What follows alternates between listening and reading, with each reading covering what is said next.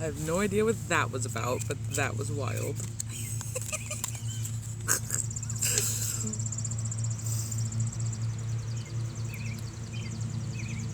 Oh my goodness.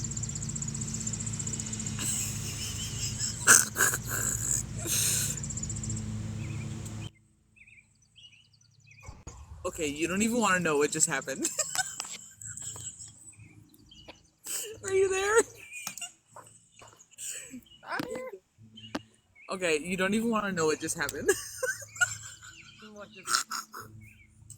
Well, I logged on the first time and I went to go request to coast with you, right? Like to co-host or whatever.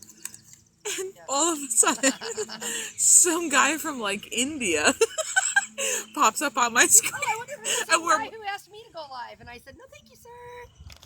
I guess. I don't know, but I had already asked you to go live, so I'm not sure, but it just automatically, added me, and his whole thing was a beach background, and I was like, what? And then I was live with somebody in a completely different language, and I was like, what's going... first I thought it was you, and I was like, what the hell are you doing, Keys? And then, all I heard was, and I'm like, he was mumbling one, and two, it was a completely different language. Completely different language. And I was like... Oh, yeah, I didn't get any invite. I just got an so I just, some weird time. And I'm like, thanks for I, the invite, tried to, I tried to, leave. I tried to, leave the live.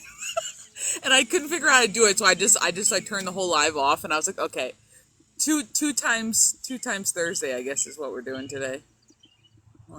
Good Lord. So. Hey, everybody.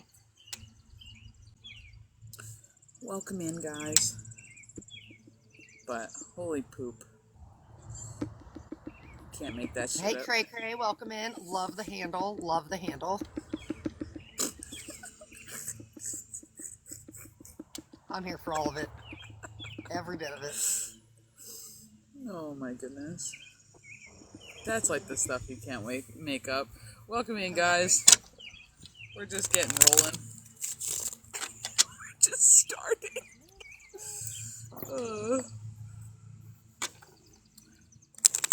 Oh Lord. And I came out here and my neighbor started mowing. It's just one of them days, isn't it?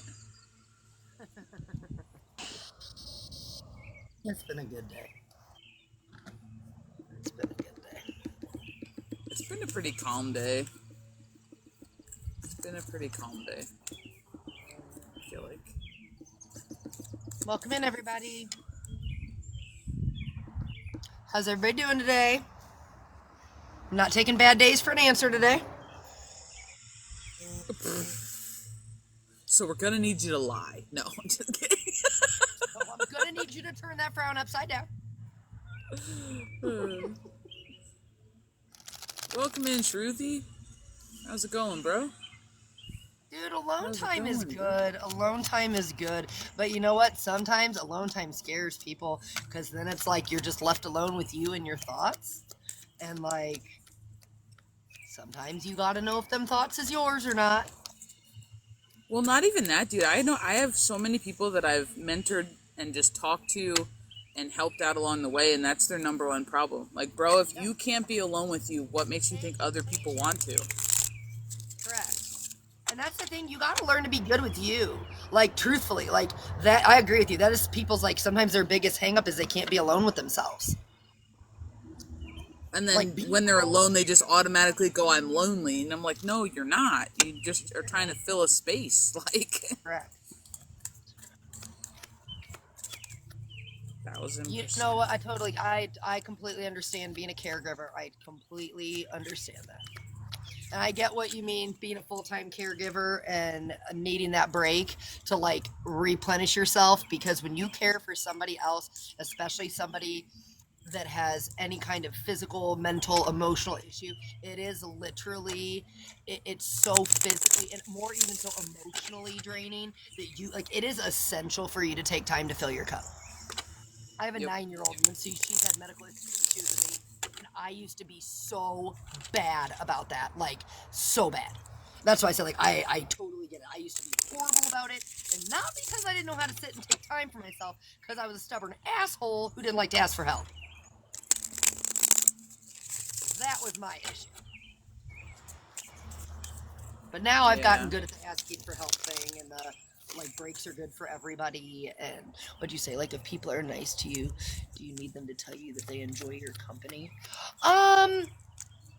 No, I don't know. Because, like, I look at it now, see, this is my perspective, so, like, it can be anybody's. But, like, if you hang out with me voluntarily, then I would, I would just assume that you like the company, unless you have an ulterior motive, which then, like, don't lie to your intuitive friends, because, like, they already know. What did you say? I need to learn how to get away from my cats. At least people are saying they're holding me back. I mean, if you're making excuses and you're using your cats as an excuse, then yeah. Like, but that's a you thing. That's not a cat problem. That's a why don't you want to do anything else? There's a difference between being a homebody and being like, oh, I can't because, well, it's 9 a.m. now, but at 2 o'clock, I have to feed the cat or I have to let my dog out, or like, you can totally, like, you know what I mean? I'm not, Clearly, but people are eye roll. Between wanting them to say that and then just needing to feel like the people that you're around align with you. I think there's a difference. I think sometimes we get in situations where we're kind of forced to be around people, and because you can read the energy or you pick up on it, you already know that, like, you're reading, I'm gonna call it, you're reading the room. Like, you're reading, like, something's off, like, people, they don't seem, the energy doesn't seem genuine. And so in that case, you're almost looking for, like, a verbal confirmation, like, you really want to be here, like, you really want to hang out with me, because energy doesn't lie. So it's more that your intuition and you're picking up on something, and then you're almost looking for that verbal confirmation, like, do you really want to be here? Does what I feel, why do I feel something's off here? Well, but then it's also opening up the throat chakra. It's opening up the throat chakra and saying something. You should be able to have friends that you go, hey, are you okay? Because you just seem a little different. Energy just seems to have shifted. You seem maybe a little bit more quiet, or you don't really seem like you're having a good time. Are you okay? You would be surprised how many people aren't actually okay, and they're trying to lie to themselves that they're okay and go through the motions. And a lot of times it's not that you're the problem or that the situation they're in currently is the issue. They could have something else going on. And I know people say it all the time, but 90% of, I feel like, what is actually happening is something in the background that you're picking up on that they've either been trying to hide or deny, especially when you're in tune. Sometimes it's not even in the moment. It's like other things they're dealing with. Kalilia, when you're surrounded by narcissists, you essentially become their supply. Even if they make you feel like you're a burden, they're draining you of your energy by making you feel like you're a burden. You become their supply in one way, shape, or form.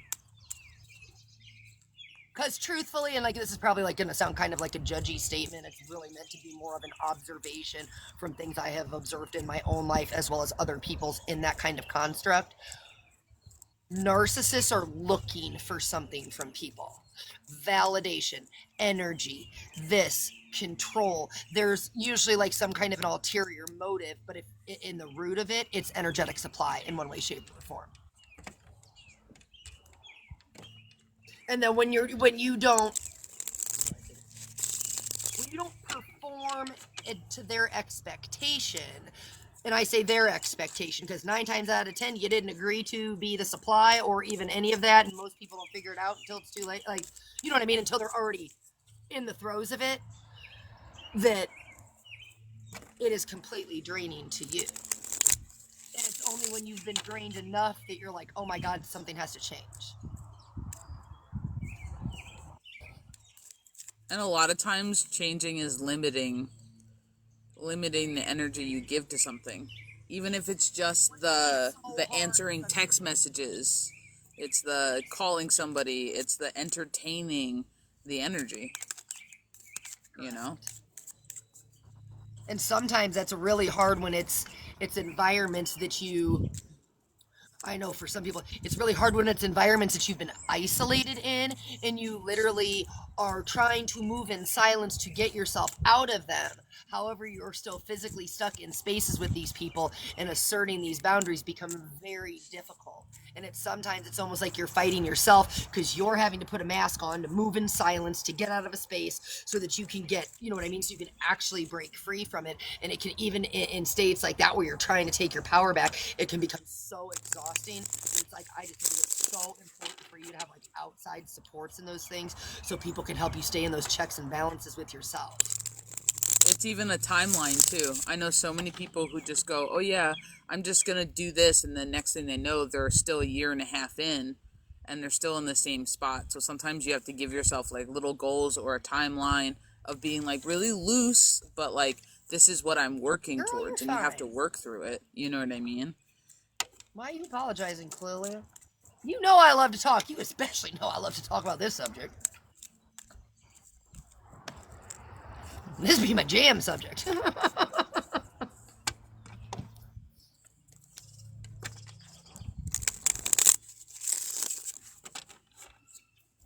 I mean, seriously, like, when we all think about it, I was talking to somebody about this the other day. Might have been you. Might have been somebody else. I don't know. Maybe been a couple people. But, like, narcissistic energy, although it is a label, it is so pertinent outside of just individual relationships. I mean, it's a collective thing. I mean, those that, you know, want to look at world stage events. I mean, like government things, this and that. When you don't agree with a narrative, whether it's an individual's narrative, whether it's a collective narrative, whether it's an even bigger narrative, what happens? You're manipulated, you're gaslighted, name called. Like, this is an energy that is so much bigger than just people's individual interpersonal relationships. It's something that we've almost like, we've named it, and because we've given it a name, people also kind of downplay it and don't realize just what a big ripple it has on so many different levels, that it's like people aren't just breaking out of these cycles individually. Like, when we're doing it individually, we are absolutely doing it collectively. And, you know, it comes in all different ways, shapes, and forms. Well, it's like sometimes with the labels, like people, one, get numb to it, and then two, it's like on top of it, like you said, like we create our own excuses. Oh, well, he's a narcissist. Okay, that still doesn't mean that you get to be treated that way. Oh, well, my mom has narcissistic tendencies. Okay, again, you still do not, that does not make it okay. That does not make it a healthy place for you to be, and it doesn't make what they're doing healthy either. Like, well, and then, like, when people, and this isn't directed at everybody, again, let me preface that, it also becomes a trauma bonding subject. When people kind of get stuck in their healing and they kind of don't know where to go, they then start using the label as almost like a trauma bond and start trauma bonding with other people. And then if all you're doing is taking turns trauma dumping, you almost continue to sit in that energy rather than just have the awareness and be like, you know what, I experienced that too. This is what worked for me, where you're helping yourselves and helping others get out of the cycle rather than just sitting in that space of trauma bond, trauma dumping, where you end up sitting in that energy for way too long that it just starts repeating itself again, or you essentially start attracting it back into your life because it becomes the, you know, the like all-consuming subject. So there's like a really fine line with it, I think. oh yeah, especially when it's like that's just a piece and a part of your story. It's not the whole thing. You know what I mean? You don't have to claim the identity of that, because you're larger than just that one incident, just that one person, just that one situation. Even if you were in it for half your life, that's still only then half of you. Like, it's just wild how much people adopt, and you're like, you know, you don't have to.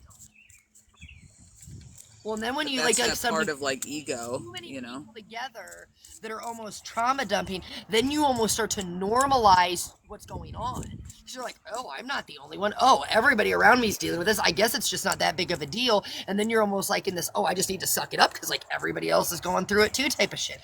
That does not make it normal. Just in case anybody needed to know. Does not make it normal just because a shit ton of people deal with it. Well, and then you got to ask yourself, are these people my friends, or is this the only subject that we bond on? If this is Correct. the only subject or topic that we bond on, and every single topic seems to float back there, or we can't do anything new, or we just don't click outside of this topic, then those really aren't your people. and that's a different form of bonding. Like, you know what I mean? Like, Well, and that's the thing. I think that's where a lot of people are kind of at, like collectively, they're having to reassess. When I say relationships, what is an actual connection to people and what is just an attachment to people? yep. Like, are you attached over a subject, a topic, a trauma, a this, and that? Or do you really have a connection there? Is there something deeper there? Does it go beyond the surface level? Which is causing people to redefine and relook at all these relationships in their life. Well, and I was just talking with somebody this morning, actually, and I pointed out the fact that sometimes when we're in the gray area, where we're not our old self, but we're not really our new self either, that's when a lot of people kind of get stuck, because that's when they fall back into old patterns that aren't really them because they don't know what to do. And the best thing is to realize you don't need to fill the space. That in-between period is to discover who you are and to realize who you're not. You know what I mean? So it's going to be uncomfortable, but it's because you're still moving towards the who's the new you, right? Who's the authentic you, you know? That's that one period in your life where, like, you shouldn't take anything too seriously. You have to realize that when you really start to stand in your authenticity, anything that's around you that isn't operating in their authenticity is going to be rubbed the wrong way. But they're actually being given a chance to elevate, to rise, to heal, and to do the same. But if they don't, then they will be removed. And see, the thing is, sometimes people aren't quite ready for how that removal and extraction takes place, because again, we're all given the same chances and opportunities, although they may be presented differently. But that's the thing. When you do this, you are good with you. Well, if somebody's not good with them, then what's going to happen? You irritate them just by being you. Don't get stuck in your head and start falling back into those old patterns just because somebody else isn't good with themselves. That's so funny that you said that, like, don't adopt, like, certain things. But it's also, like, some of the things that spirituality tells us are normal. Like, don't adopt them either. And I know that sounds really weird, but, like, I always think about empaths. Because I feel like if you were to look up empaths, what is, like, some of the things that they tell you? You're really empathic if you can't travel in crowds. You're really empathic if you can't go to the store. You're really empathic. Okay, those are also really awful, like, life things that I don't think any normal person would be proud of.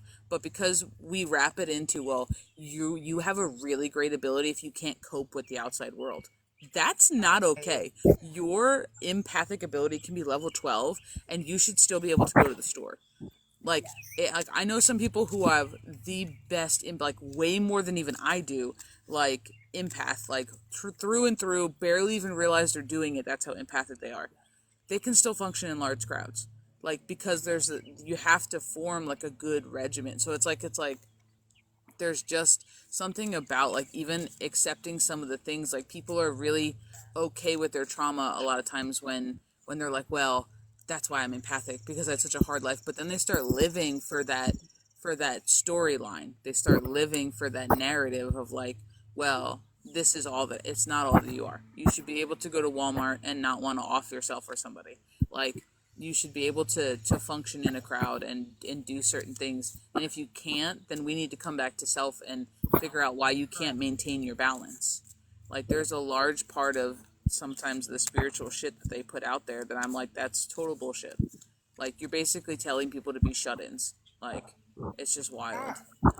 Welcome in, dude. How's it going? Correct. That's the thing. There's a difference between, going hermit, as we call it, and sitting with yourself and working on things and isolation. They are not the same. You should not find yourself so overwhelmed that you can't go out in public, that you can't go to the store, that you need a buddy to go to the store with you. Like, those are codependent things, and those are also, like, constantly needing somebody to be with you at all times. That means you're rooted in a paranoia or a delusion or fear. Why are you afraid to go out of your house alone? That's a bigger issue all within itself. And that's not to say, somebody doesn't have a valid reason for that. It's just saying if you're at a place where you're isolating, then we need to come back and we need to reassess why. Because that's not just oh, it's my ability that makes me isolate. No. And it's also a No. false sense of connection, because I'm sorry, we're all 5 elements: earth, air, fire, water, ether, space, spirit. We cannot be connected and be separate from nature. No. That makes no sense. Like, so if you are shut in and you believe that you are aligned and healed, and you're not. I love you to death, but you're not. It's a false sense of security that you've created for yourself. Correct. The list is open, guys. I know we're having like a energy conversation instead of a traditional collective, but the list is open. We are doing reads today. Kind of where we're at right now, isn't it? I mean, like at the end of the day, that's just kind of where we're at right now. I mean, everybody knows. I mean, I'm gonna be a smart ass right now. Everybody knows, and if you don't know, I'm about to tell you. Like, the energy is only gonna amp up from here on out. So, like, we need to focus on our energy right now. Being present. What we're actually, like, when I say awareness, what are you sitting in right now? You need to be very mindful of what you're sitting in, what you're thinking of, what you're giving your attention to. Because, like I said, there is energy moving in. It is moving in now, but it is moving in, and it is only going to make things more intense depending upon what you're sitting in. And right now, a lot of people are being asked to look at how they're actually blocking happiness, blessings, and things like that in their own life, because it's really rooted down into the fact that, like, you think you have to earn all these things. And we're breaking down these constructs right now that you deserve to be happy. You deserve peace. You deserve blessings. You don't have to bust your ass and earn these things.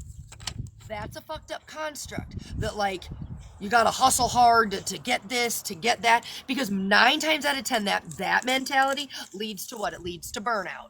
It leads to burnout. It leads to creating from a space of desperation, not inspiration. So right now, people are really being asked to assess the energy in which they sit. And that's why I said this is a great conversation to be having right now.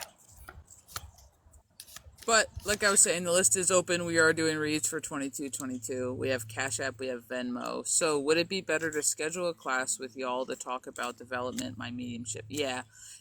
Anything developing personal power, personal whatever, always best in a private space, because we're going to have to spend a lot of time assessing where you're at. And it's probably going to end up bridging into shadow work specifically for you. Because the thing is, like, while nobody likes to do shadow work and we like to skip that step, it's actually the number one thing that can naturally clear up the energy pathways to allow your abilities to flow more smoothly. So a lot of times I do suggest even just a little bit of shadow work, because then it makes your ability part of your journey a lot less frustrating. Hold on, I'm going to answer this one. It takes But work. What yes, do you I would. suggest for individuals that have not had the opportunity to introspect? You know, I think for people who haven't really had that chance to, like, really get into shadow work and things like that, something like right now in this present moment that I think is a good thing. Ask yourself, like, what is it that you're actually resisting feeling? And when I say that, you have to feel things in order to heal things, but you have to give something space to feel it first. So sometimes it's like, ask yourself, what are you avoiding?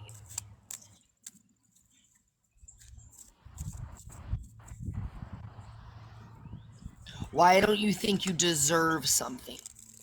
Or why are you tolerating something that doesn't feel right for you? Those are just small little things you can start asking yourself. And the thing is, you know, it's like an onion. You got to peel the layers back. So, I mean, you start with some questions and you're going to get all the way to the inside. But it's a very, I want to say, it's a lengthy process. Nobody's just going to rip the onion open in one day and be like, and I'm done. It's okay. Some things are clear, others are breadcrumbing. Got it.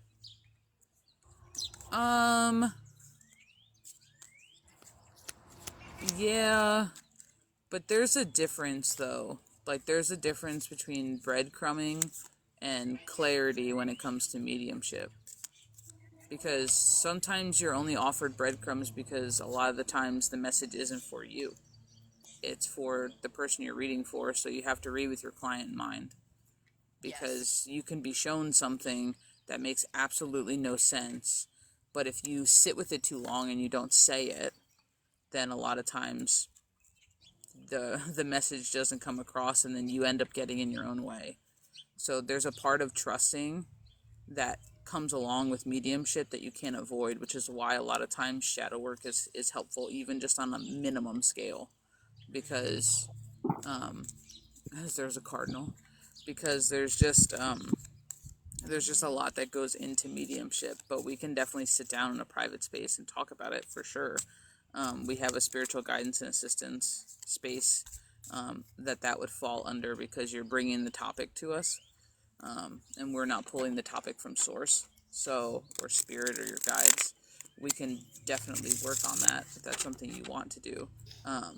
But it's not going to be a one and done, because it has a lot to do with where you sit, your belief systems, how much you trust yourself, how much you trust spirit, and if you have the courage to say what you're getting. But we can definitely do it. It's not an easy space in the beginning, but the less you care about whether it makes sense to you or not, and just expressing wholeheartedly what you're getting, even if it's wrong, and becoming okay with being wrong, especially in the beginning, because you'll need to be able to discern what is your stuff and what you're picking up on through all of your clairs, not just one of them. Like, yeah, we can definitely do it. It definitely is not a one and done. But we can sit down in a private space. That's not a problem. Panda Gray, what did you mean? Is there an account for this? For what?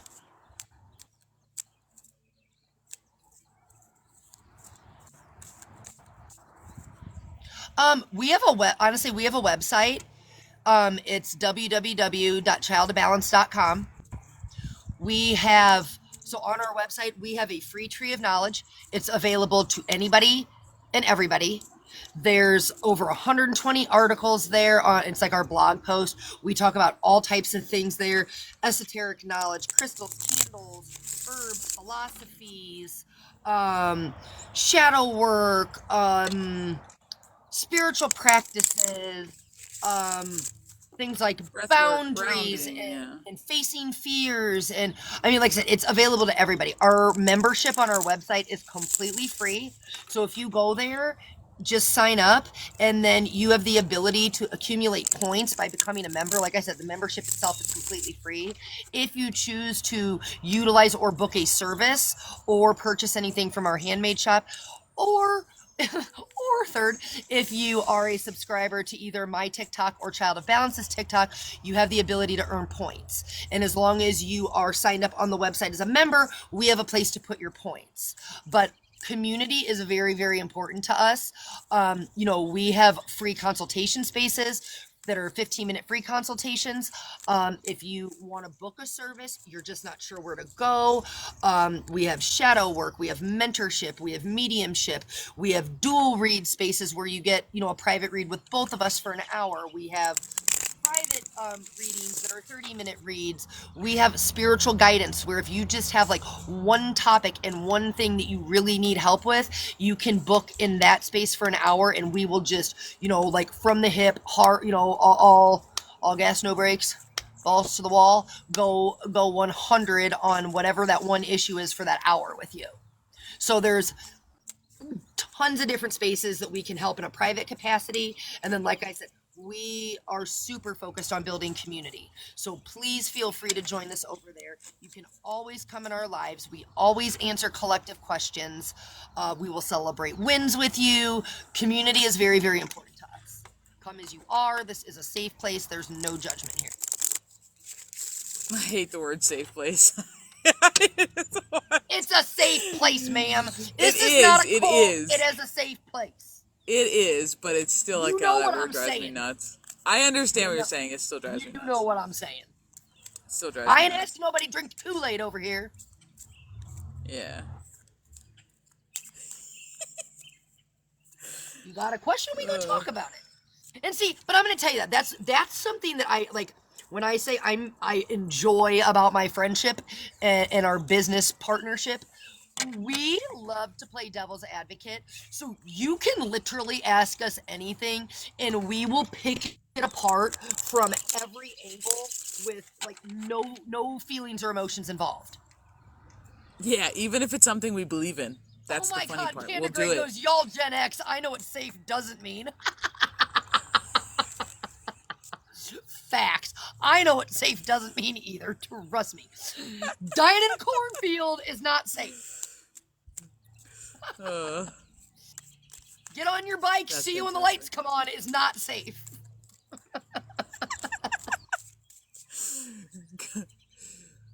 Ride Oh the my city goodness. bus is not safe when you're 10. Not now. I mean, back then we'd be like, see you tomorrow.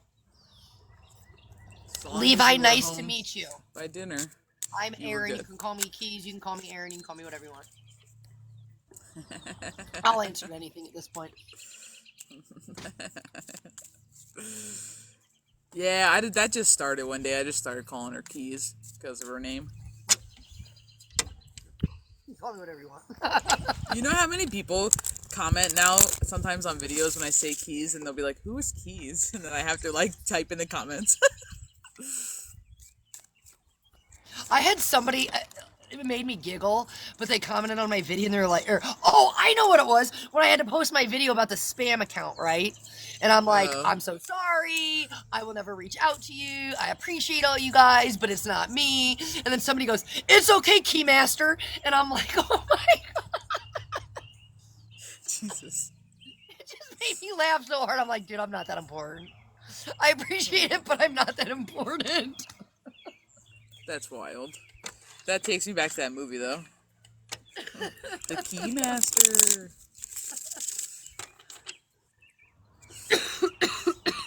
God, When I finally figure out y'all were y'all, it was epic. Huh?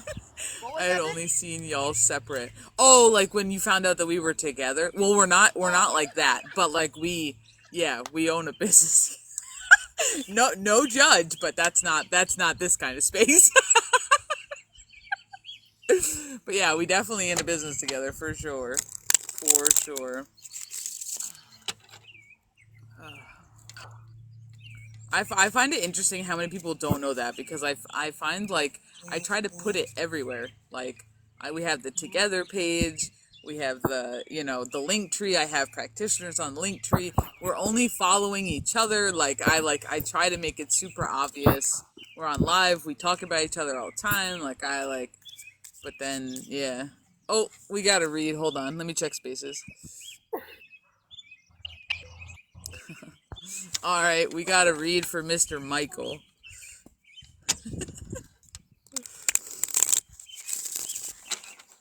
Do you have any question or any topic that you would like felt into, Mike? Or do you just want to do a general? Am I being one filtered? Robin that won't quit. I can see your comment where it says, am I being filtered? No. But that's the first one I've seen.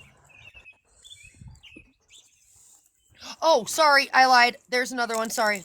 I was working with crystals. To finish this mercury microwave. Oh my god, I love it. Hold on, let me think about that for a minute.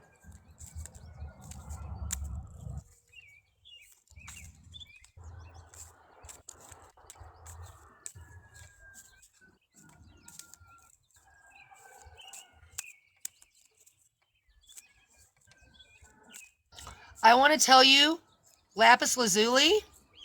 I want to tell you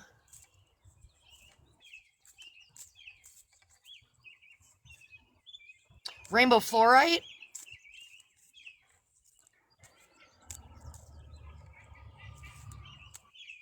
And I want to tell you pneumite. Those are the three I want to tell you. I don't know what the question is, but I want to tell you sodiolite. It I was wondering what crystals I should be working with to finish out this Mercury retrograde. Oh. Those are the ones I'm going to tell you. Oh. Anything for communication, throat chakra, clarity, and personal power. Yes. Pneumite is considered the philosopher's stone. Lapis lazuli is all about your clarity. It's all about your truth and aligning with those things. And when we talk about Mercury retrogrades are inward revolutions. And right now, people are being asked to address and assess their behavior in regards to communications and what is working and what is not just necessarily like what comes out of your mouth, but like not the words, not the listening, specifically behavior. That makes sense. Then why I wanted to say sodiolite. Yes, that makes sense. Yeah, that's why I said they were like, I'm like, oh, this is about to be specific. We have Michael on the list, and he says he just wants a general. Okay.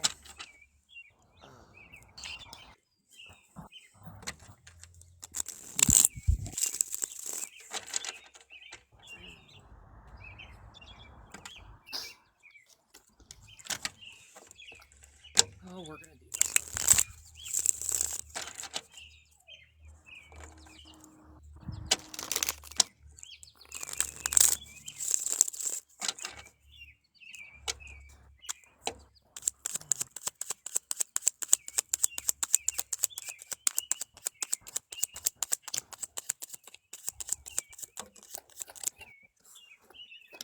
This is a really random question. Are you and your father getting along? It's such a random question, and you don't have to answer it if you don't want to. It's funny that you say that. Not really.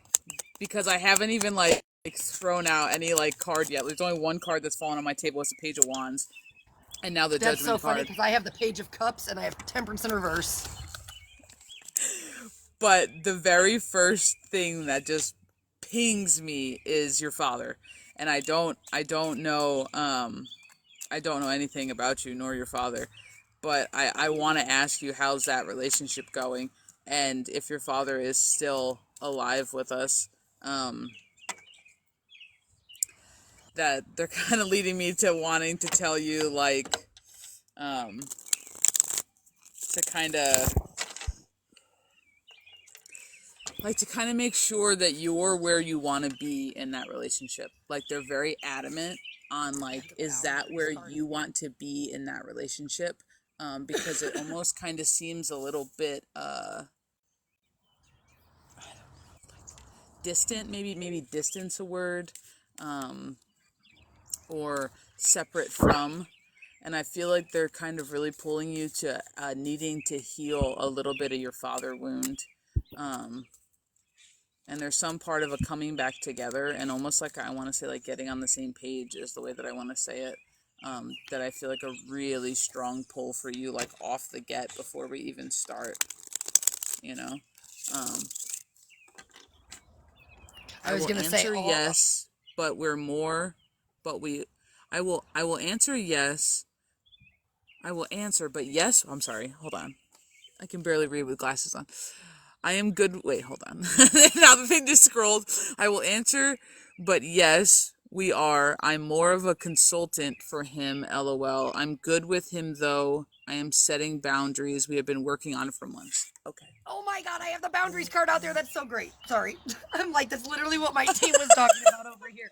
But no, it was. It was all about trying to create those healthy boundaries, and that you're finally sitting in a place where you're starting to put yourself first here to regain this balance.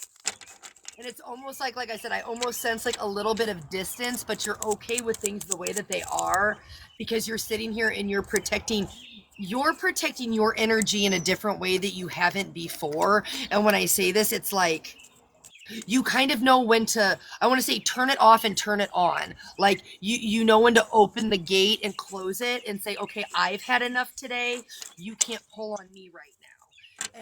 And I've got the Lovers card out here, but this is all about like your balance within self to me and working on your relationship so that you can be good with the people around you. But at the same time, I also have this other card out here where it's almost asking you to reflect upon those that are around you as well. And like, do they lift you up? Do they align with you? And where in this space do you possibly need to make a few more changes?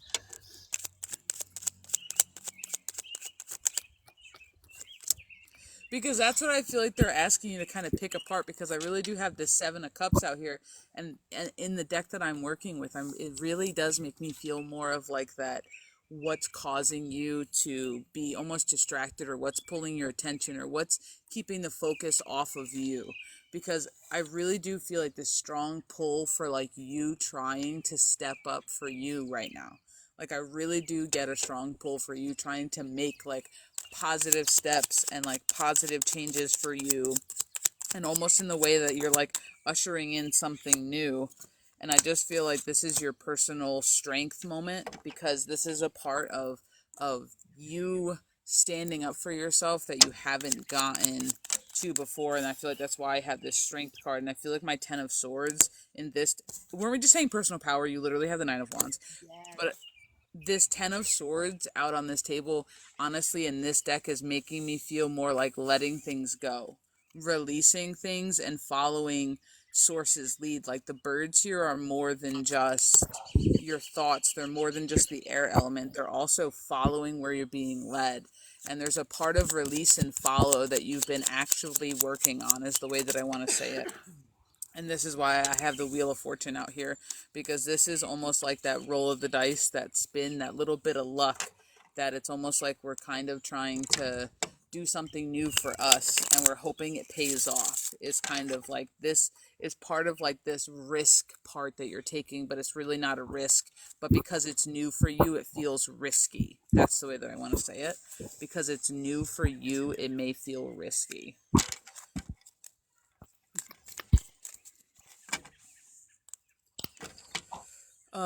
I'm sorry, hold on. I've been working on it for months. Last time I got a read, I was in Hermit, but I'm putting myself first now and working on me. I have been pushing myself to new heights and creating new for my life. I started streaming, and that's what was new for me to try. I feel like my team right now is really just talking about, making sure that you're asking yourself, I don't say asking yourself, that you're consistently showing up for you. But I also want to say that you are working on communicating your needs to other people as well. I feel like you're somebody who shows up for everybody else all the time, and at times it's at the expense of yourself. So it's like, now that you reemerged from this hermit, right? And I've got my Pluto transformation card out here. I've got a fire card out here. Now it's like, now that you're reintroducing yourself, they're actually kind of pulling you into this space of things that you've been avoiding. And it says like, and when I say avoiding, your throat, like my throat just is so dry right now, but you're going to be pushed to this point, if you haven't been already, where you need to start communicating effectively what you need in regards to other people. And I don't want to necessarily mean that means you need to ask for help in any capacity. It means that I feel like you're somebody who used to just let it be. Like when people ruffled your feathers, when this and that, you chose the higher road. You would choose to be the bigger person. You would swallow your pride. You would do all of these things to kind of not make waves. And my team is just saying it's okay to make waves sometimes. Like, it's okay to speak your piece. It's okay if what you have to say might hurt, and I don't want to say hurt somebody else's feelings, like you're intentionally being malicious. Thank you for the subscription. But it's okay if what you say isn't accepted well by others, because you're learning to stand in your truth. And like I said, I have the avoidance stalemate card here, and I feel like in the past this is a place where like you would almost get like you've been here before, like you've been here before. So as you're redefining these relationships with people and how people have access to you now, a big part of this for you is communication. You're not going to be allowed, and when I say you're not going to be allowed, like it's one of those move or be moved, shift or be shifted kind of situations, where you're going to get situations and experiences to show that you know how to communicate for you now. You're learning what your truth is, and you're truly aligning with your truth. But in order to do so, that's going to require you at times to speak your truth and not always take this road of, I'm going to sit in silence, or I don't want to make waves. And I feel like part of what you're talking about for boundaries, keys, it really does feel like the second part of boundaries.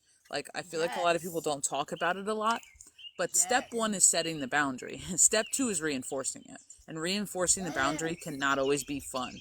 And I feel like that's the part, and to correct me if I'm wrong, but I feel like that's the part that the Yes. teams are harping on. Is like, you've set boundaries, great, but you will be Now, how tested can on you your boundaries. strengthen them is what they're Now saying. what are we Are gonna you do? Yeah, and there's like there's sense of clarity within yourself that you have, and I know Keys is talking about it, but I got my Knight of Sword. It's like action behind the clarity paired with this 10 of Pentacles. It really is making me feel like you are now realizing what actually makes you happy. Like you are now realizing what actual fulfillment would be in your physical life right now, like what that means to you. And for the first time, you're asking yourself the hard questions: what do you need? And there's just a part of this as you with the Hierophant moving through judgment right now, where you're reassessing yourself in a lot of different ways, and you're offering up the best parts of you in order to be judged right by the universe, because there's a part of faith and trust that you know who you are as a person. And they're saying that, like he's just talking about, it's not always what you can do for somebody else. Sometimes it's what you do for you. So they're really encouraging you right now to spend time giving to you in a lot of different ways, to spend time on you. And I don't know why, but I feel like I'm staring at a bumblebee, like on a dandelion, and I just really feel like the bumblebee is assigned for you. Like I really do. I don't know why, but I just do. I don't. I can't see your comments, so I Oh, also feel sorry. like my team. No, you're good. You're good. So if I say something and I'm wrong, just let me know. Uh, my team is also pulling me to like. They're actually asking you to tune into like your physical vessel as well as your energetic light body right now, and really focus on what feelings you're feeling. I know that sounds really stupid. Not just emotions, but like energy that's like building up. And I almost want to say, in some extent, like trapped emotions, things that you've buried down. But like when I say this, it's part of your intuition. This is part of your, we have masculine and feminine energy of us, but this is part of your feminine energy balancing, because I told you I had the Lovers card out here. This is part of you feeling your way through things now, and really listening to that, to your intuition. And when things hit your field, and when you're getting, and I don't mean signs and synchronicities, I mean like physical signs in your vessel, you're really being asked to sit with them and pay attention to them, because they're things that you've had an awareness of. But it couples back with what Child of Balance was saying, is now we're pairing all of these things now with action for you. You've come out of this space of I'm ready to do these boundaries. I'm creating these boundaries. Now I'm strengthening these boundaries. How am I enforcing them? What am I doing? Okay, I've sat with this. I'm working on my intuition. I'm seeing how it represented to me. Okay, great. So now when something comes in, just a little exercise, like when something comes in for you, right? Pay attention to how long it is before something materializes and gives you a confirmation, so that you learn to trust yourself, because now it's actually like working it. They're actually asking you to like strengthen those, I want to call them your spiritual muscles, because I don't have a better word for it, but they want you to strengthen your spiritual muscles now. There's a part of your feelers being your foresight that is extremely important right now. And I call anything that happens in the light body your feelers, right? So those are those little tings of awareness, those little gut feelings, those little goosebumps, those cold chills, those earrings. Those are always those are always part of your feelers, and they're just talking about attuning those feelers so that they're kind of almost saying it over here as like life doesn't have to hit you in the face. Like you don't have to get knocked off your square if you can anticipate what's happening based on the subtle cues they're giving you. And that's part of the following of that 10 of swords card of before, of following like where you're being led when you released everything. That's that part of trust like Keys was just talking about. And honestly, like, I know I talked about the bumblebee, like, for a hot second, but I really do feel like that's paired with your elevation. There's something to do with the frequency, and I'm not saying you're vibing at the frequency of a bumblebee. That's not what I'm saying. So don't misconstrue that. But, like, I'm just saying that there's something about the elevation of your frequency into this newer set of clarity that I feel like you're going to be attracting. I want to use the word more wholesome, like more wholesome things. Um, and I feel like that might be the bumblebee, the thing that's not out for himself, the thing that works for community, the thing that is vibing high, and also what it does good for other things. I don't know why I feel the need to say all those things, but I do, because I feel like that at your core might resonate with who you are authentically. And I'm getting goosebumps right now, but I feel like that in the middle of the sun outside, so make that make sense. But like, I'm getting goosebumps, and I just feel like that might resonate with who you actually are authentically on the inside, which you don't, you know what I mean? Like, which you don't always show off in the best way, or you might not even allow people to see. And that's part of that coming into authenticity. That's the part of breaking out of hermit mode and kind of sitting in a little bit of that Hierophant energy to being like, this is me unapologetically, this is who I am.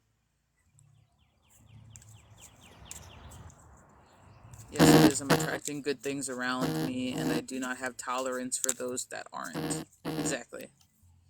Exactly. I have Miss Stephanie on the list. I see you, honey.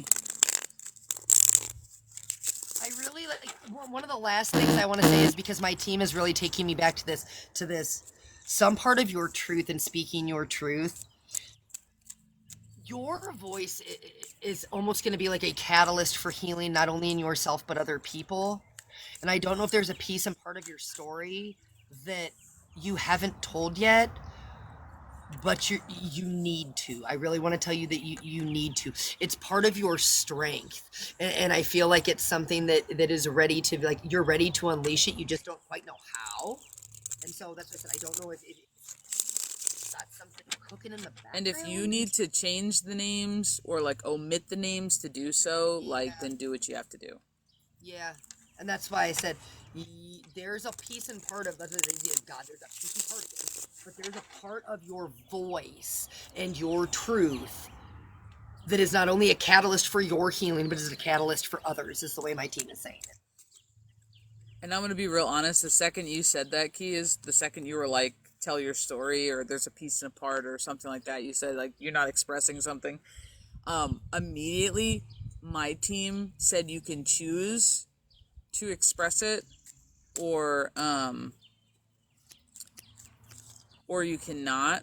And sometimes those are those really buried part of our stories, the pieces of our story that we don't always think are that important, because they might not be the biggest part of our story, but they also had a very key moment. They're usually the catalyst before our like devastating part of our story, because I really feel like it's right in front. I feel like there's a part of the story that you're okay with, and then there's like the little section like before the story is almost like what I want to say, before the adopted story, the one that you're okay telling. I feel like it's just like a small little something like right near it. And I really feel like it's just, they're kind of telling you like you can dive deep for all the pieces of your story and make sure that you understand them and express them, and realize why they were, what happened, and for you. Or you can kind of almost not take on that piece of the story, and then it'll come out at the worst time with all of the fire behind it. Like, I don't know how to say that, but they're almost making me feel like it like you can release it on your terms, or you can bottle it by accident or on purpose, and then it'll break free at the worst time possible, and it will be released in not the best tone, is like almost the way that I want to like put that. Like, my team's kind of giggling. They're like, choose to release it on your terms or ignore it, and then it gets released when the pressure gets too much. It's like they're like saying it in a weird way over here. I'm sorry, what does it say? Yes, it is. I'm attracting good things around me, and I do not have tolerance for those that aren't. That's interesting. I do tell my story when I stream, but I'm not sure as of yet what it is. Because you're still developing it. Like, one, your story's not done, but two, it's not the story that's good for the public. It's your story that you haven't quite discovered for yourself yet. It's like the story within the story, you know? I know that's weird to say, but we all have that part of our story that we're okay with, right? And then we all have that other part of the story that's sometimes interwoven, even in the things that we feel okay saying. Like, I can't tell you how many people I've worked with that don't have a good relationship. They have at least one relationship that was awful for them, especially when it comes to women. And sometimes they have no problem telling the big key moments of those of those relationships, but then there's like these little threads that are woven through that they skip over or they ignore because they think they're not important, and sometimes those are the small catalyst moment that tie the story together and make it more personal, make it more real. And that's why they avoid it sometimes, is because those are the tiny moments that add up to the holy shit moments.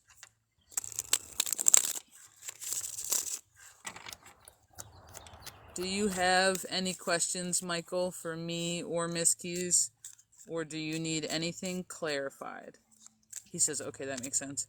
But just let me know if you need anything clarified or if you have any questions. And then I have, I believe, Miss Stephanie on the list. Let me just check real fast. Yes, I have Miss Stephanie on the list.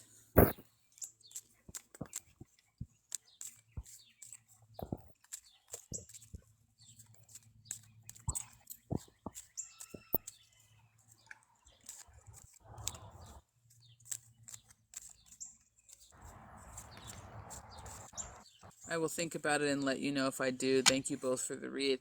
Thank you so much, Michael. I hope you have a good day, dude. Thank you for your time, your space, and your energy today. But, dude, you're on the right track, so don't stop. Just forward motion.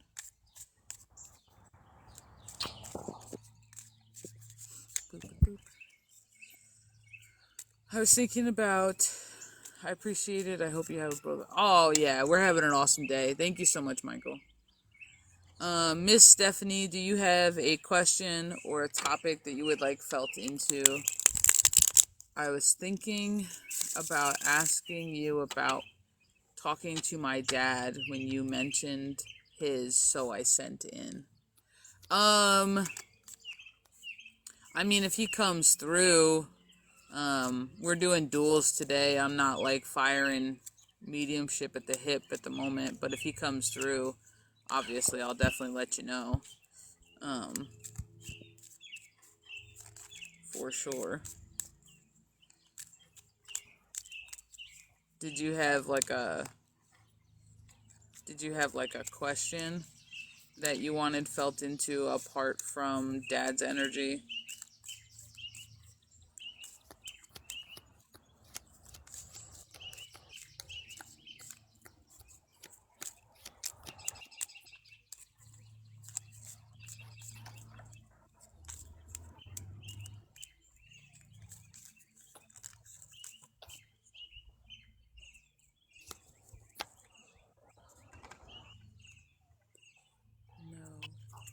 No, so we can read.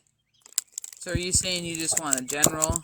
Whatever comes through. Okay, so Miss Stephanie Soplinger just wants a general. Okay.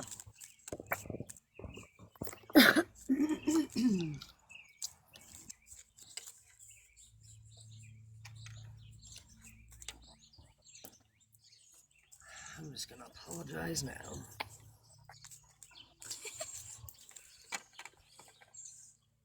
Why can't we just be nice today?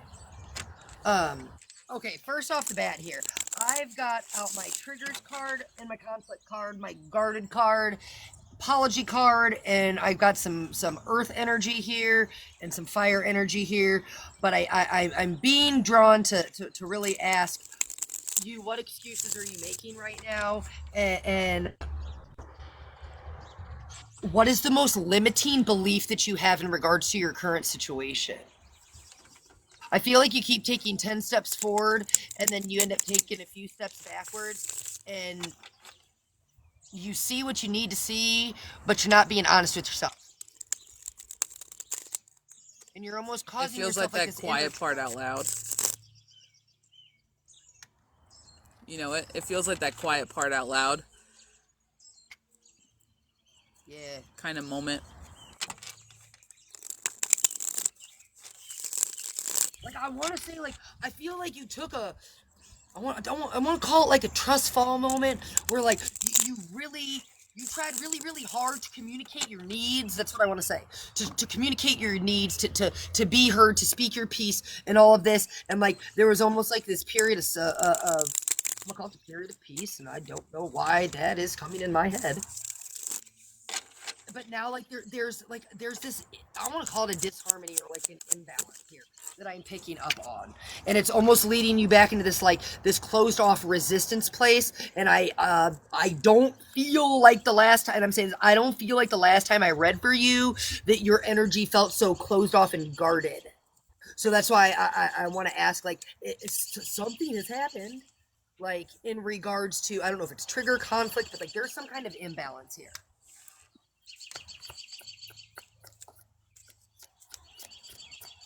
I have a weird question, Keys. I mean, I got. Is Yeah, that go ahead. is that is that her energy or is that Dad's energy? I know that sounds really weird, but No, it doesn't. just humor me. I don't know why. Just humor me because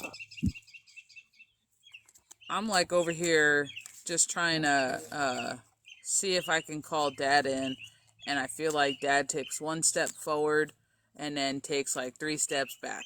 And then I'm like, okay, you want to talk? And I just feel like there's this hesitation from Dad to come forward, and I'm like, what the F is this? And he's just sitting there back and forth, back Yeah, and forth. I kind of want to say, I don't know if yeah. this is where that relationship was at the time of his passing. I don't know, Stephanie, if, and you can always answer this if you want to, and you don't have to if you don't want to. But to me, it's like a lot of imbalance, a lot of back and forth, a lot of left out in the cold. Like I have my 5 of Pentacles out here. I have an upside down King of Cups. Like, and then on top of the feeling that it just gives me the feeling like wanting to do better but couldn't do better, wanted to show up for you but couldn't show up for you, wanted to have a good relationship but really couldn't put the energy or effort there. Like that, it's like hard to Yeah. it's like hard to put into words, but it's like all the things that I'm sure at some point his soul wanted to say, he wanted to do, but there's just this inability to show up for you. And I'm going to be 100% honest. I think it's because he had the inability to show up for himself. And this is like a weird way of saying it, but it like really does really feel like this energy of struggling a lot to show up for himself, struggling a lot to balance out what he had going on, so he just really didn't, is the way that it feels like. So he just really didn't. And I feel like that's also part of why he's kind of quiet and hesitant, because that's also kind of, I don't want to say who he was, but that's also a big energy surrounding who he was in the physical on a soul level. Trying the best, but kind of. So I'm going to tell you, we need to be realistic on what we're hoping to find from Dad in the afterlife, because you got to realize that Dad is still Dad. I know that sounds awful, but he may have a lot of regrets and he may have a lot of things, but if he hasn't come to terms with them and he hasn't, done some of this quote unquote soul work, energy work since passing, he's going to be the same person you remember. And I know that might sound bad, but that's the only way I know to say it, because when I tell you he's literally standing in the corner, he is literally standing in the corner. Like, he is not getting closer to me. He's not really saying a whole lot. Excuse me. He is just kind of sitting there, or I should say staying there, technically leaning up against my house. But I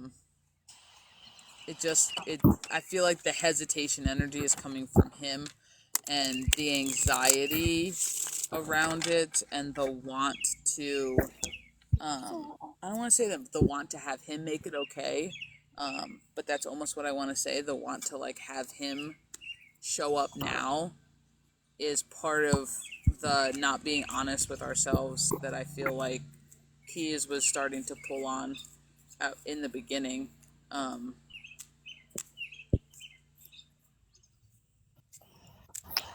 Because he's not going to make that relationship better for you, and he's not going to fix any wounds for you in the past. That's our work to do here. That's our self-work that we would have to do.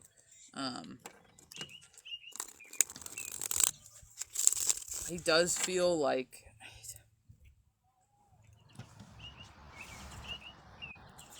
his energy just feels really hesitant. That's the only way I know how to say it. Hello. I'm sorry, Keys. Go ahead, dude. My bad. Oh, you're good. You're good.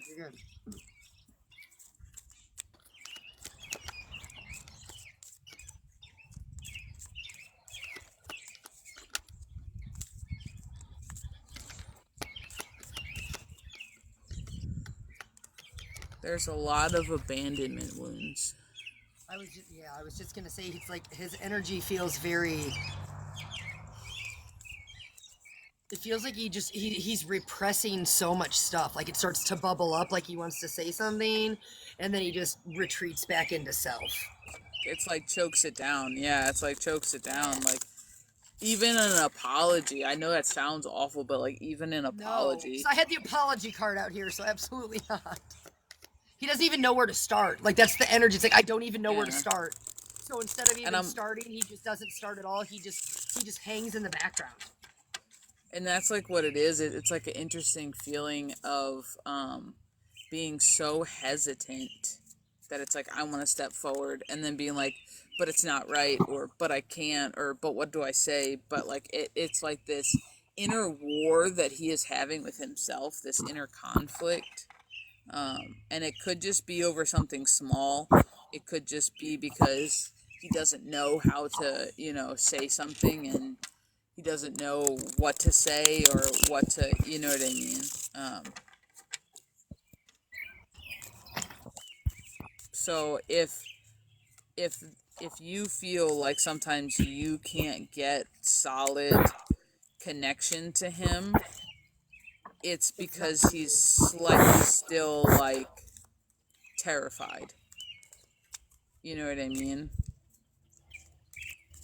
Like, he says, hold on. She says, he has me as executioner.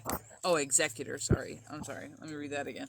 He has me as executor, and his wife is fighting everything. Am I wasting time and money? I'm trying to be fair. I can't get solid connection. He pops in.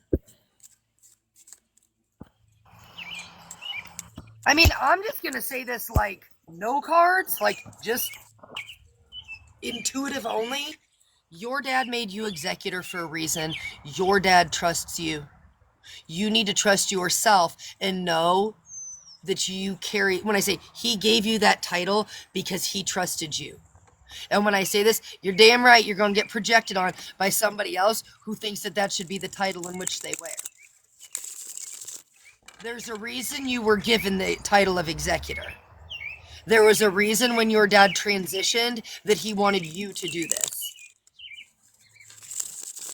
You respect his wishes. It's not about, I mean, don't take this as ridiculous as it's about to come out of my mouth.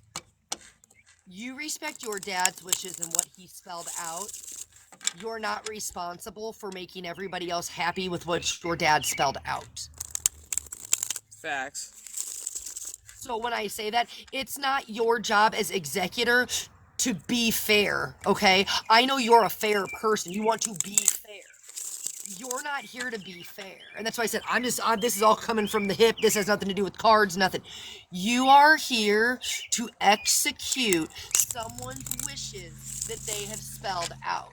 You're not here to be fair. So when I say this, be okay with being the bad guy. That's what I want to tell you. Be okay with being the bad guy and people being pissed off at you, because you're honoring and respecting what your father asked of you. These aren't your wishes, and that's where people get upset, okay? When we talk about the outside energies and know what's yours and what's not, your father took care of this. And honestly, now that he's, with him standing back the way he is, I'm sure, without a doubt, he's watching you struggle here and not even knowing how to undo it because this wasn't his intention. Right? But he trusts you.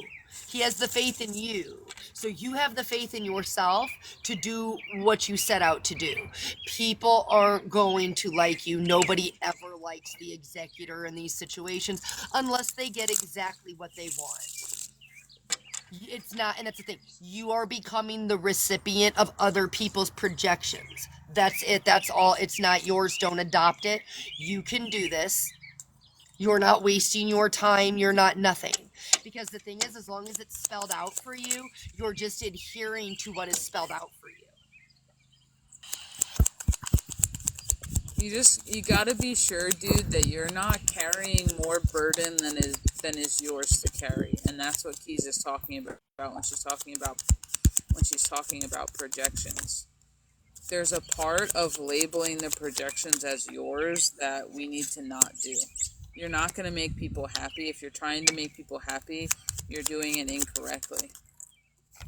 It's just facts. It's just facts. He either had a will or he didn't. And if he didn't have a will, then that's where your trouble lies. But then you just split everything evenly. Yes. Because it's either you follow his wishes to a T, which should be happening if he has a will, or you don't and you just split it evenly. And if people don't understand that, then that's not your problem because you're the executor, and that would be being quote unquote fair. Correct. There's nothing else to consider. It's not, well, I was over here for 12 years and this person was. It's either, do you want it to be fair or are we weighing in time? You know what I mean? There's just like, but honestly, like, dude, like, I don't even feel that. It really just comes to a burden thing. Like I have my 10 of Wands out with my strength upside down with the, like, it just feels like you, like, it almost just feels like you need to, like, kind of rise to the occasion. And I know that sounds shitty as all get out, but it feels like there's this hesitation from you as to whether you can rise to the occasion. Like, and it doesn't even really feel like a ton of family conflict because I don't get that energy. I don't get the energy of, like, family fighting family. Like, it really is just the stress. It just feels like stress. It feels like burden. It feels like just all of the things on at once, and people are looking to you for answers. So you're sometimes put on the spot as to what do we do, how do we problem solve, is like the way that it feels at this. And it just, when you're just coming into your power, because you are just coming into your personal power, that's overwhelming. That's the way that I want to say it, and that's why I feel like the burden card is out, is literally because it's just overwhelming. Like, I'm not getting a lot of hateful things. I'm not getting a lot of, like, anger or frustration. Like, I'm getting a lot of stress, dude. I'm getting a lot of, like, all of these things that it's just hard to kind of try to get and bust through it, is the way that it sounds. I have my life end of the tunnel card out here, and I also keep hearing what you started. Like, you're stronger than you believe. You've come this far, and like I said, there's light at the end of the tunnel. Yeah, like I literally have my magician. I really, truly just want to tell you, don't back down to this. You're rising to the challenge. You're rising to the occasion, and you can absolutely set out what was placed upon your plate. Is the way I want to say that. Please don't start. Yeah. This is you gotta stop judging yourself, bro. Like, there's a part of self-evaluation that you almost do too well, to the fact of where, like, you overjudge yourself and you judge yourself harshly. Am I doing this right? How other people used to do it? Or if somebody else was doing this, then I would there is space and time for everything. And if you can only dedicate an hour a day to being executor, then that's all the time you have. Do not allow one thing to overrun your life. And this is a part of your boundaries that you're having to reaffirm. You can spend so much time on this, and if it takes 12 days, that's fine, because nobody's going to read a will until... Sorry, I can't get a solid connection. He pops in. It's really basic. We're trying to figure out where all the benefactors are still. Yeah, but that just takes time, because people have old addresses and everything. Like there's no need to stress. Like, there really isn't. There are wills that are read years after people pass. Like, there is no reason to stress, and that's why I was talking. That makes a ton of sense of why it doesn't feel like a lot of, like, blue jay swooping in for confirmation. Why it doesn't feel like a lot of, like, family drama quite yet. It just feels like a lot of pressure and a lot of stress on your shoulders. But it feels like you're placing it there. So you have to, right now, it's your boundaries. It's reaffirming your balance. It's making sure that you giving time for you to disconnect, to unplug from being executor, from being what everybody needs you to be. Because we can't be sacrificing ourselves for these types of things. And it sounds awful to say that, but when you just fought so hard... Every day. Like, you don't need to be immersed in this from sun up till sundown. Well, that's the thing, and, like, you just fought so hard to try to find yourself, right? This is the same lesson with a different face. Yes. It's still the balance. It's still the taking time, but not letting it overrun you or overburden you. And it's okay if you're not moving as fast enough as anybody else would like you to move. Yep. This is you doing it in your way, and what's comfortable for you, and what you can handle in your capacity, and you don't owe anyone an apology for that. And if they wanted to move faster, this is when you can offer, be like, well, if you want to help me, here are the last known addresses, here are the last numbers that we have, here are the whatnot. See who we can track down, see who we can't. Like, you can spread it around as the executor. I can't tell you how many times things were spread around. Like, but that's the part of knowing what you need. Is it more of a hassle for you to spread it around? Then that's fine, but then you have to be willing to tell people to back off if you're getting too much pressure.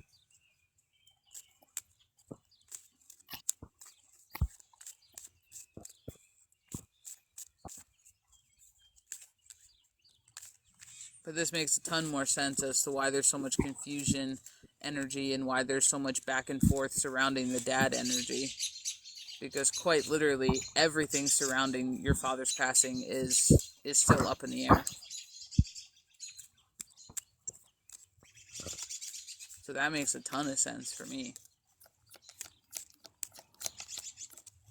Do you have any questions, Steph? Do you need anything clarified? Whoever just commented after all the benefactors, your comment was blocked. It was filtered. I can't see it.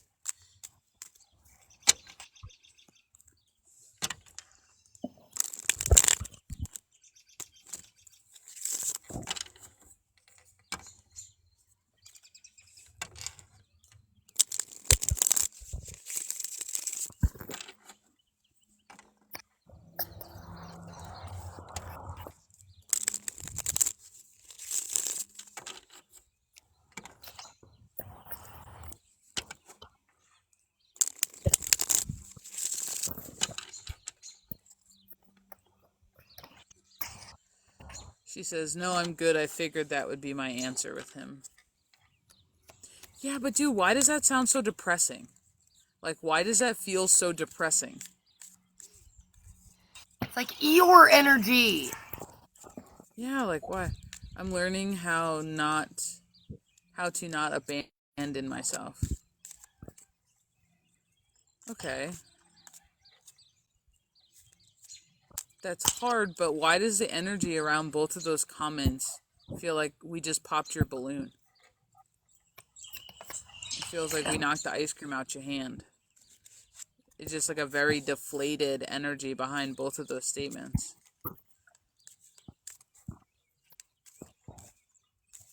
I think she was hoping her dad came through.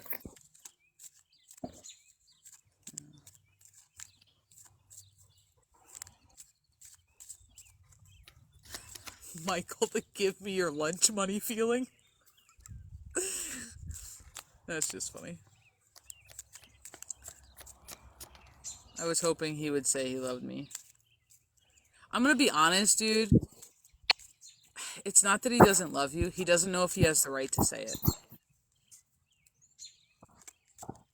That's what that feels like.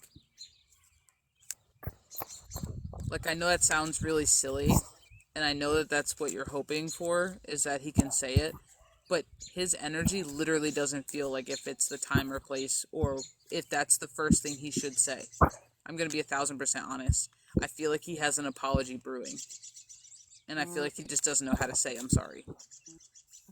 Because he doesn't quite yet understand what he's apologizing for. Card come out 10 times since we started your read. Well, it literally feels like he just doesn't know what he's apologizing for yet, or how to apologize. So he's not going to come in love bombing because he knows there's things he has to set straight first. And I'm getting cold chills. I'm literally getting cold chills sitting out in the sun. My legs are freezing. Like, but that's the difference. That's one of those things that it's not that he doesn't love you. That's not it. But he has some unfinished things that he needs to come to terms with within himself and that whole energy, but then with you. Like, there was a lot unspoken in your guys' relationship. Immensely is what it feels like over here. Like, immensely.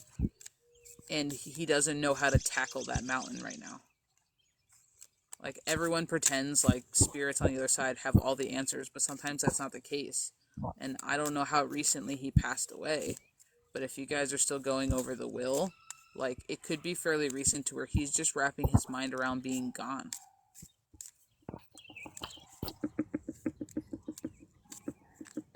He said he's in the place of finding answers, but you can't rush him. He's finding soul answers. He's putting his pieces together. He's trying to make sense of things. So you never want to force an energy to give you what you want to hear when you want to hear it. And I know that that's the hardest thing possible, especially when it's our loved ones. But I mean, I could be like every other reader and tell you they loved you, but he's not at the place to say it yet because he's still figuring out what that means to him.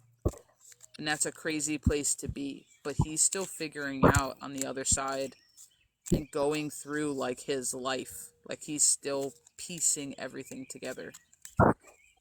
So he has no answers to give at the moment, and that's why he's quiet. He's still in a self-review. He's still in a self-reflection. He's still trying to figure out how he got here, what he did, what he wanted to do, what he didn't get done. Like, there's still all of these, like, surrounding things. And then there's a big hesitation on he doesn't want to fuck up. Like, I can't say this a million times. He doesn't want to fuck up. When he comes to you after having passed, he doesn't want to mess up. There's a huge want of his to not fuck up. And that's the way it feels. Like, I fucked up, I can't fuck up. Like, so when I tell you he is overthinking the first thing he says, he is overthinking the first thing he says. 1,000%. I don't know if you know if he was an overthinker in life, but he is a massive overthinker on this side of the energy. He's not making a move until he is certain of everything, of what he's saying. He's going to be the energy that rehearses it 10 times and then brings it to the table.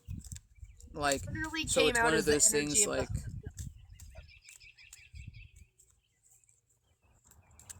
what? You froze. What did it say? He literally came out as the upside down sword. I said he literally came up as the upside down King of Swords and the upside down King of Cups.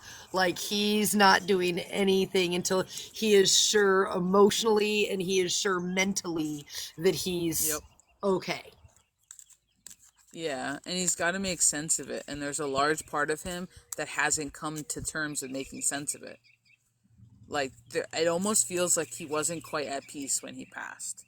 Like, within himself, and that's why you're having that push-pull on the other side with his energy, is because some people, when they pass, they kind of wrap up loose ends, and while they're still alive, they kind of make preparations and they come to terms with either whatever their personal God is, whatever their personal wrongs were in life, sometimes before they pass, so that transition's easier. But it just doesn't, his energy doesn't make me feel like he did that.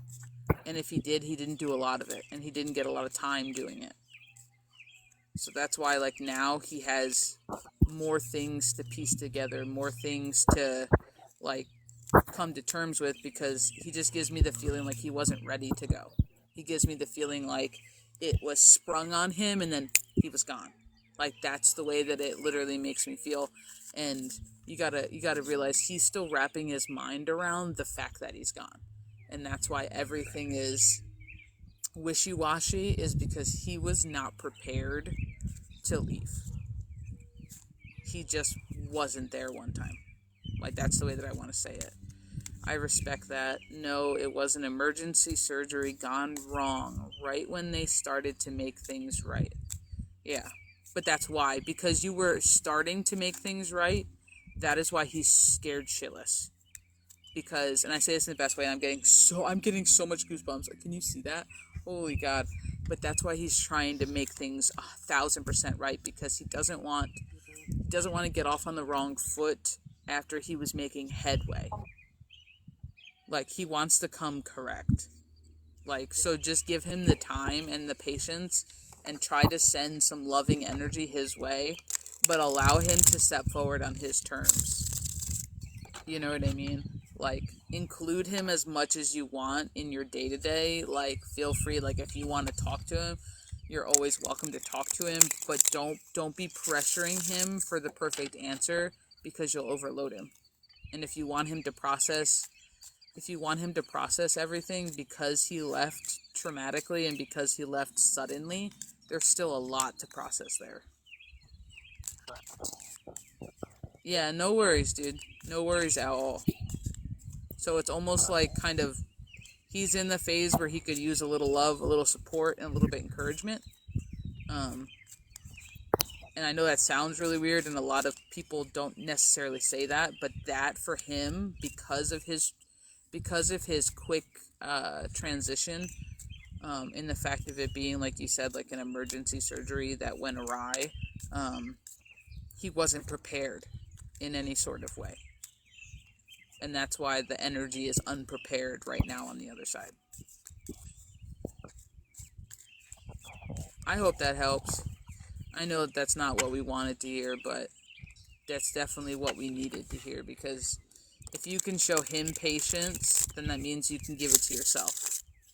And that's a huge part of what you're working through right now, is your boundaries and your patience with self.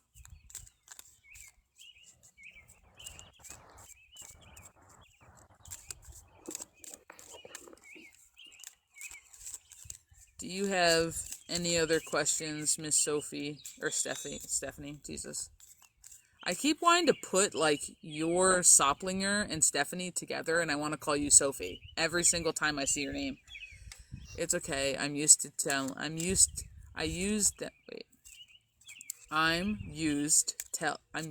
what the F? Did you just write this weird, or am I, like, slow? It's okay. I'm used them telling me what I had to hear. Okay. I'm used All right. to them. Yes. Yeah. Like when you, I'm like one of those types of brain. When I'm reading something, I read a mile a minute. So like, I can like, but when a word's missing, I have to really slow down, and I'm like, and I almost sound like I have problems. The word in. Even if it's not there, my brain's like, oh, there it is. With the glasses on, I couldn't. 1,000% I couldn't, because I have to squint to read anything because the sun and all this wildness. So I'm already in tinted glasses on a black background, and I'm like, what is that? And then when the word was missing, my brain was like, and it like froze. My brain was like, welcome in, guys. But it's okay. Well, as long as you don't need anything else, Miss Stephanie, we appreciate your time, your energy, and your space, and we appreciate sticking around, letting us kind of feel through with you the energy of your dad. So we appreciate that, dude.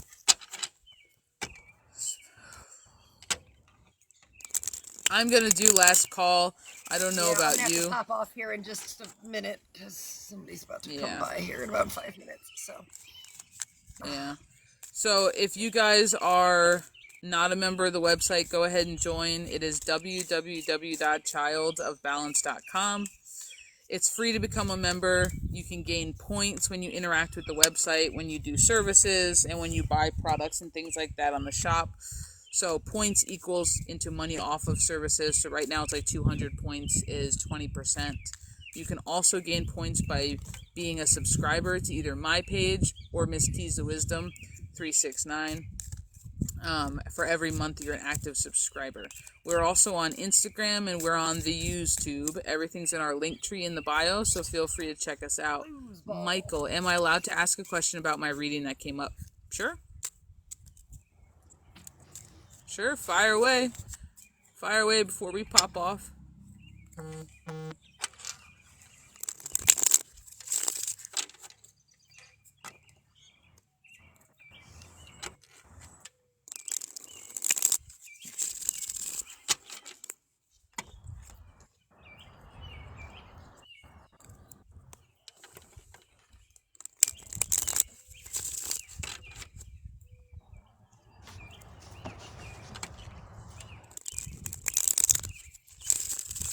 So, am I supposed to be working on my spiritual abilities? Is that what you were saying earlier? My team specifically said feeling your way through. I mean, they're going to say feeling your way through. They're going to say how energy is hitting your body or your energetic body, how it is communicating with you, whether that be in the form of your intuition, whether that be in the form of your knowing, whether that be in the form. I really want to say those two things for sure. So the answer is yes, but not in the traditional sense that you're thinking. Yes. Not sitting down and blowing open your third eye. No. Because right now you're on your healing journey and you're on your self journey. While those things are fine, you can definitely do them. Yes. That's not what they were talking about. Keys's team sounds like they're talking more of like that. So you can have like foresight, a leg up. You can see things coming. You can know things before life punches you in the face with it. Like you can get little warning signs, like little inklings of things. Strengthening what's already there. Like you're at this point, like we were talking about during your read, where it's not just awareness now, it's awareness paired with action. So now that we're in this action phase, they're asking you to start kind of like working your spiritual muscles, if you want to call them that. So like now it's listening to those things, but now that you're not just listening to them, you're like, oh, you know what I'm saying? Like when I say listen, so you know, like your gut goes off, your spidey sense goes off, right? And then it's like, instead of somebody else bringing you the validation or the confirmation, you're now looking for like the smaller things that are like, oh, I was right. Oh, my spidey senses did go off for a reason. Oh, you know, I really did see this coming, you know, days in advance, weeks in advance. It's like a confidence building exercise so that then you can move on to other things. But right now, these are the way my team is specifically saying it, these are the muscles they want you to flex. Yeah, it's like the listening to the energy behind the words that people are saying. Like, how are people moving? What are we doing? Reading like, the room, you know, reading really, other people. Like when I say not not being in other people's energy, but reading the room, reading the energy. How does it hit your field? You know, because you're working on these boundaries. So now you're strengthening these boundaries, which is part of reading the energy. It's part of knowing when you need to move yourself, when you need to enforce something differently. Those are the muscles and the spiritual things that my team specifically was talking about. Yeah, so those are the beginning stages of working with your abilities, because it works with your natural innate abilities that you already have online. However, yes, they were not talking about like sit down and and blow your third eye open. No, that's not what they were talking about. They mean it in a practical way. This foundation that you've spent a long time solidifying is the word I want to say, enforcing, reinforcing, filling in to make stable. They now want you to build on this. You've come out of hermit. Now we're building on this foundation with all the things that we've learned. We're taking action. It's good. I just wanted to clarify, that's all. And what about the bumblebee? The bumblebee they just pointed out the bumblebee. It was about what'd they say? It's about like community, like doing good for you but also helping others. It was like a twofer. I don't remember what I said about the bumblebee, but a bumblebee might either be a sign for you in the near future, like you might see a bunch of bumblebees, or I mean, I guess you could look up the bumblebee, but they were relating you to how the bumblebee working together is being like kind in nature, but like in the nature of you as a person being kind, you know, doing your own thing, but what you do helps others. It was like a weird way of saying it, but yes, I'm gonna post this on YouTube, so it'll be timestamped with your read, so you can always like scroll through it to listen to the bumblebee. Like, it kind of gives me the sense of, you know, bees don't flap their wings. They vibrate for their wings to work. So now you've reached this space where you're kind of getting to use your wings for the first time. yeah, and they were talking about vibration at one point, but I can't remember what they said. I'm like awful at remembering what I said in channel. Like, I couldn't tell you. They hang out in my yard as I leave them patches to land on. Yeah. So you already made friends with the bees, so they could have just been pointing that out, but that's one of those careless things that the bees do, like, right, like bees pollinate flowers, like, and all these other things that are like byproducts of their need to create honey and all these, like, you know what I mean? Like, they do a lot of things. Helper bees. Yeah, like they don't have credit for. But I'm gonna post this on YouTube so that you guys can go back and listen to your read if you want like the specific word for word of what they said about bees, because they did mention bees twice, so I understand that. But all right, guys, I gotta run out of here, and I think Miss Keys does too. Yes. So I will see you guys later on this evening. Thank you for being here, sharing space, time, and energy. And we will see you guys later. We appreciate you all. Bye, you guys.